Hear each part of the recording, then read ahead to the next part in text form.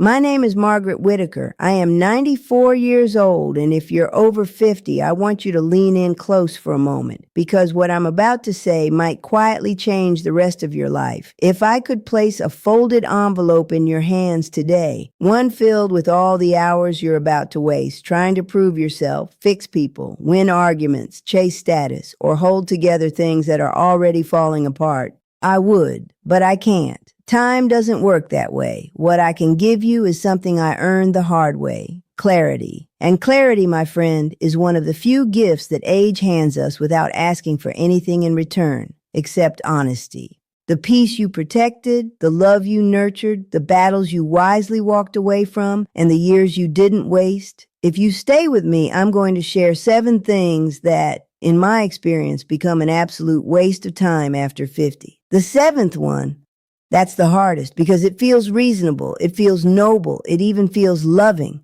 until it steals years from you. And I don't want that for you. If anything I say feels familiar, I hope you'll tell me in the comments. I read every single one. When you're 94, hearing from people still walking the road means more than you know. Let's begin. 1. Competing with other people. I grew up in Ohio during the tail end of the Depression. My father believed life was a ladder. You climbed it or you fell off it. There was no middle ground. I married at 22. My husband, Robert, was ambitious. He worked for a manufacturing company in Dayton. Promotions mattered: bigger house, nicer car, better school district. Every few years, we were measuring ourselves against someone else. The Harrisons got a new Buick? Well, we started talking about upgrading. Bill from Robert's office made manager. Suddenly, Robert was working late every night, and I played along. I compared curtains, kitchens, vacations. Here's the strange thing. At 50, you start to realize something unsettling. The race you thought you were running, no one was keeping score. By the time Robert turned 58, he finally got the title he'd chased for 15 years, regional director. I remember the night he brought home the letter. He stood in the kitchen holding it like it was a golden ticket. And do you know what happened the next morning? Nothing. The sun rose, the coffee brewed. The house felt exactly the same. School was competition, work was competition. Even church felt like competition sometimes. Who volunteered more, who donated more, whose children turned out better. Within 6 months, someone younger was already being groomed to replace him. That's when it hit me. We weren't running a race. We were running on a treadmill.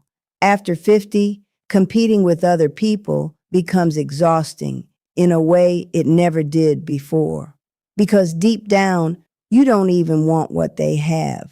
You see someone your age retire to Florida, someone else buys a lake house, another friend posts photos of European cruises, and you feel behind. Behind what? Behind a life you never even asked for. Here's what I wish I understood at 52 instead of 72. The only person worth measuring yourself against is who you were 5 years ago. Are you calmer? Are you kinder? Are you more honest about what you want? Are you sleeping better at night? That's the scoreboard that matters. If you're more grounded today than you were at 45, you are winning in ways the world will never applaud. And at 94, applause is the least important sound in the room. Peace is what echoes. 2, tying your identity to your career. This one is tender. For 31 years, I introduced myself the same way. Hello, I'm Margaret Whitaker. I'm a school administrator. It rolled off my tongue as naturally as my name. Work gave structure to my days. It gave meaning to my mornings. It gave me stories to tell at dinner, and without realizing it, it became who I was. When I retired at 63, people threw me a party. There was sheet cake, a banner, speeches, a gold watch. I smiled through the whole thing. But the following Monday morning, I sat at my kitchen table with nowhere to be. No emails, no meetings, no problems to solve, and I felt invisible. No one prepares you for that silence. When your job has been your identity for decades, retirement doesn't just close a chapter. It erases a label. At church, people would ask, "So what do you do?" And I didn't know how to answer. I used to be, felt small. I felt past tense in a way that scared me.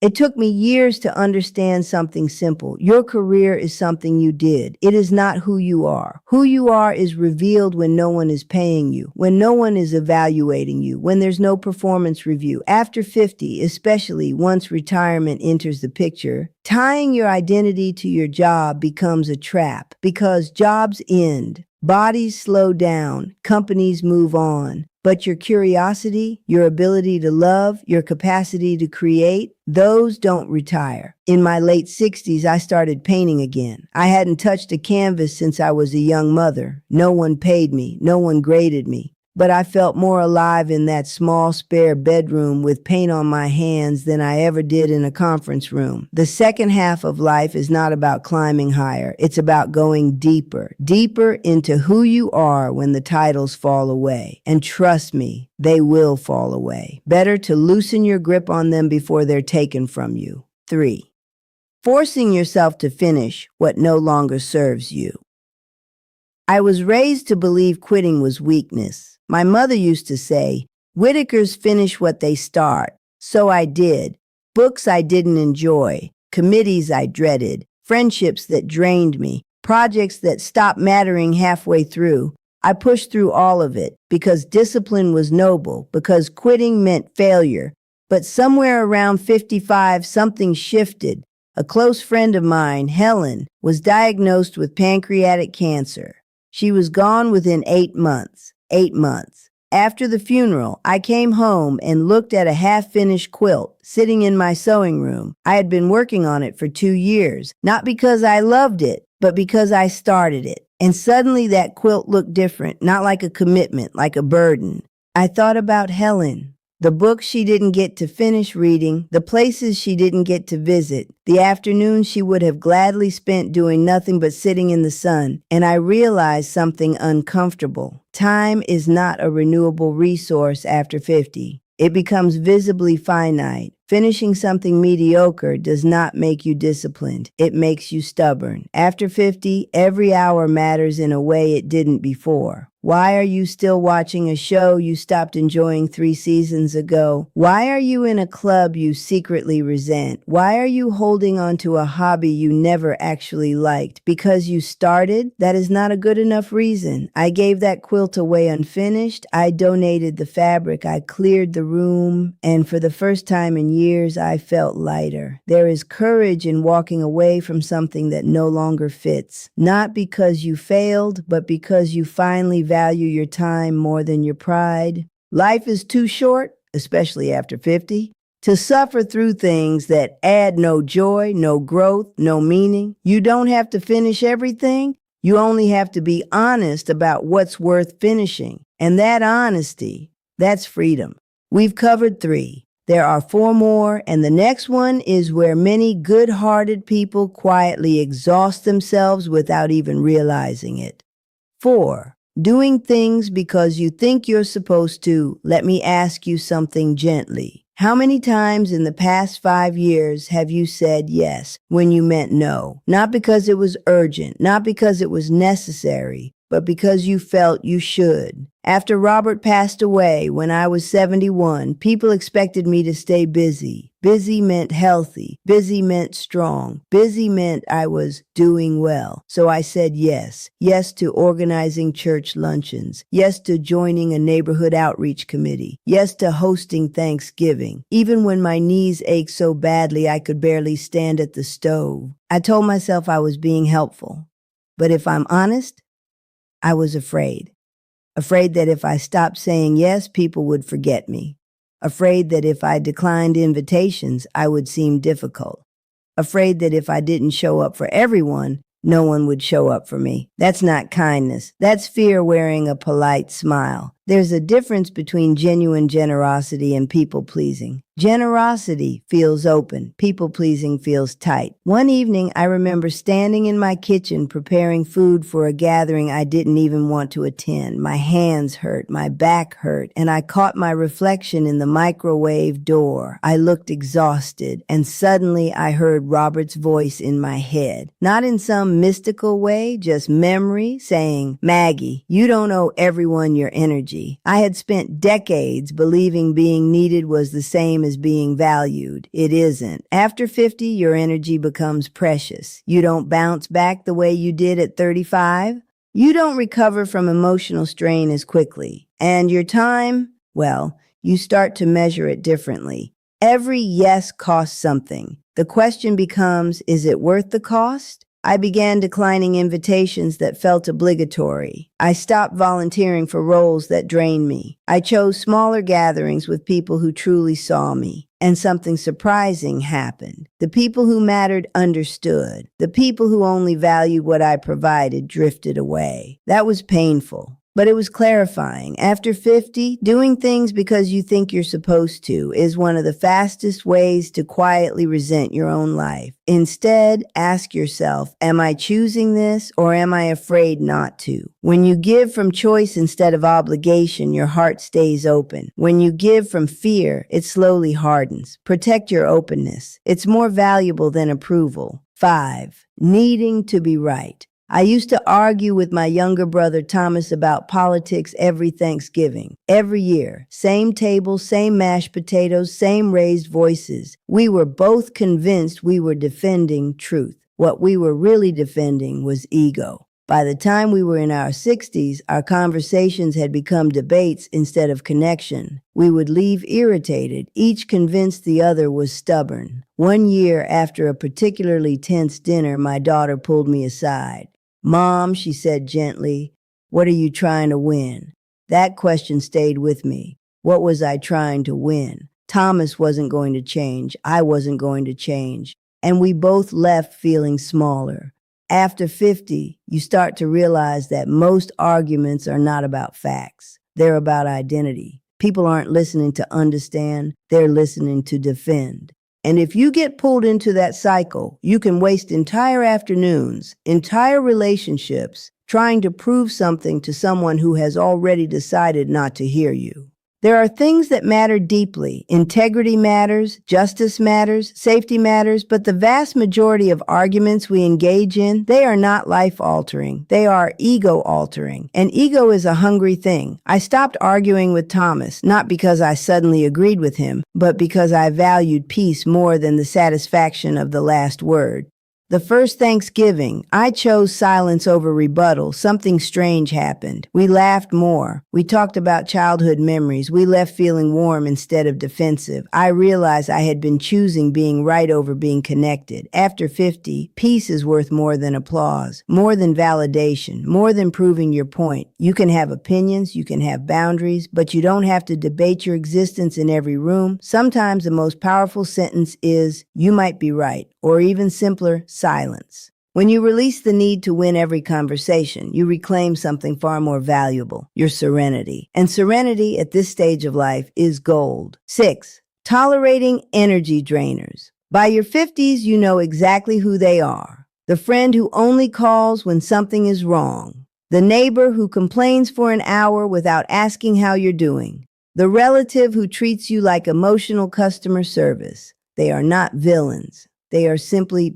expensive, and the currency they cost is your energy. In my 70s, I had a friend named Carol. We had known each other for decades, but every interaction followed the same pattern. She talked, I listened, she vented, I reassured, she needed, I provided. At first, I told myself that's what friendship was, but after every lunch, I felt drained, not just tired, emptied. One afternoon after she left my house, I sat in my recliner and felt something I didn't like, resentment, not toward her, toward myself, because I had allowed the pattern. After 50, you begin to understand that your emotional stamina has limits. You cannot pour endlessly without refilling. You cannot absorb everyone's storms without protecting your own sky. I began spacing out our visits. I shortened phone calls. I stopped immediately answering every message. And I braced myself for anger. It never came. Instead, the relationship naturally adjusted. And the space I reclaimed, I used it to walk in the evenings, to sit quietly with a book, to call my granddaughter and actually listen without feeling depleted. Energy is not infinite. Time is not infinite. And presence presence, real attentive presence, is too valuable to give away to people who don't reciprocate it. You do not owe anyone unlimited access to you. That is not cruelty. That is wisdom. After 50, protecting your peace is not selfish. It is essential. We've reached 6. The 7th is the hardest because it feels reasonable, it feels compassionate, it feels hopeful, and yet it quietly steals years from people who mean well. This one took me the longest to learn, and it may be the one that sets you free. 7. Expecting people to become who you wish they were. This one cost me years, more years than I like to admit. After Robert passed, my son Daniel went through a difficult stretch. He had always been bright, capable, charming, but in his 40s, something hardened in him. He made poor financial decisions. He bounced between jobs. He promised change more times than I can count. And every time he said, "Mom, this time is different," I believed him, because that's what mothers do. I didn't expect perfection. I expected effort. I expected responsibility. I expected him to grow into the man I knew he could be. That expectation felt loving. It felt supportive. It felt like faith. But slowly, something else was happening. I was tying my peace to his potential, not to who he was, to who I hoped he would become. There is a subtle but powerful difference. I spent years waiting for consistency, waiting for accountability, waiting for follow-through. And every time he disappointed me, I told myself, he's just not there yet. That word can stretch across decades. Now, let me be clear. Having standards is not wrong. Expecting honesty, respect, and responsibility in your relationships is healthy. Those are foundations, not luxuries. But there comes a moment, and it is a quiet moment, when hope turns into self-betrayal. It's the moment when someone has shown you repeatedly who they are, and you continue loving their potential more than their reality. That's where you start losing yourself. When I was 79, Daniel asked to borrow a significant amount of money again. He had a new plan, a new opportunity, a new promise. I remember sitting at my dining room table with the checkbook open. My hands trembled, not because of the money, but because of the decision. If I said yes, I was saying, I still believe this version of you exists. If I said no, I was accepting who he actually was at that time. That was the hardest acceptance of my life. I closed the checkbook. I told him calmly, I love you, but I cannot keep financing hope.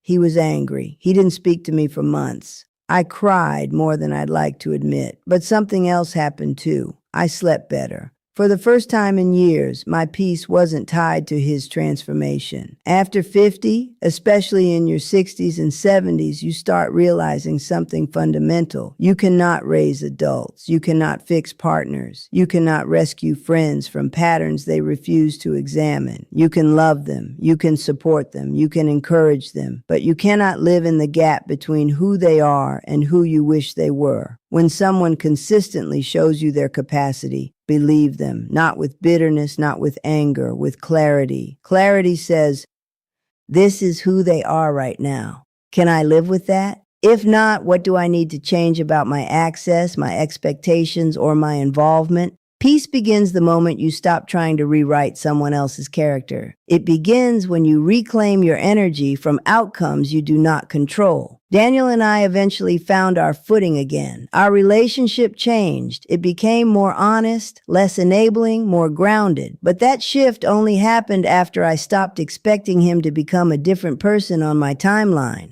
The illusion that people will eventually rise to meet your silent expectations is one of the most expensive fantasies in midlife. Let it go gently and watch how much lighter you feel. Now let me gather this for you. After 50, what truly wastes your time? Competing with people who aren't running your race, clinging to job titles that will eventually fade, finishing things that no longer serve you, saying yes out of fear instead of choice, arguing for the sake of ego, allowing your energy to be drained without boundaries, and expecting people to become who they have shown you they are not. At 94, I don't think about the promotions we chased. I don't think about the arguments I won. I don't think about the committees I chaired. I think about quiet mornings. I think about laughter at the dinner table. I think about afternoons painting while sunlight crossed the floor. I think about conversations where no one was trying to win. The second half of life is not about accumulation. It is about alignment. Alignment with what brings peace. Alignment with who you actually are. Alignment with relationships that feel reciprocal. Alignment with the reality in front of you, not the fantasy in your head. If you are over 50 and listening to me right now, you still have time. Not unlimited time, but meaningful time. Protect it. Choose carefully where it goes. And if anything I shared today resonated with you, if you've learned one of these lessons the hard way, or if you're just beginning to see it, I would truly love to hear from you. Leave a comment and tell me which one spoke to you most. I read every single one, and your stories matter. And if you're trying to live your second chapter with more clarity, more peace, and more honesty, subscribe to As Long as I Live, because as long as we're here, we can still choose wisely. Thank you for spending these minutes with me. At 94, I no longer take that for granted, and neither should you.